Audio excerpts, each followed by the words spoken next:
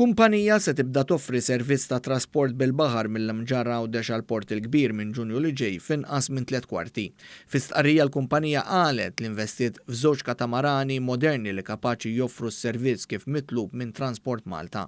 Kull katamaran kapaċi jġor 300 passiġġier.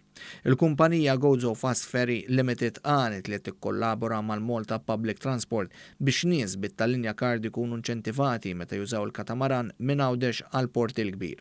Il-kumpanija li mistennija tibda twassal lin-nies fi żmien qasir bejn iż-żewġ gżejjer qalet li se tkun tista' anki tħallas b'mod elettroniku biex jonqsu l-kjuwijiet.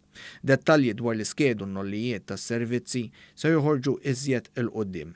Meta fi frar li għadda l-Gvern ħabbar minn Ġunju li ġej l-operaturi jistgħu joffru servizz ta' Fast Ferry intqal li bħala parti minn dan il-proġett b'investiment ta' 5 miljun euro se jkunu tisiru mollijiet fejn l-operaturi se jkunu jistgħu jisolġu l-opri tal-baħar. Il-Kamra tal-Kummerċ Awċija u anki l-GUG li tirrappreżenta l-istudenti universitarji Awċin kienu laqgħu l-iżviluppi dwar il-Fast Ferry bejn l-Imġar Għawdex u l-Belt.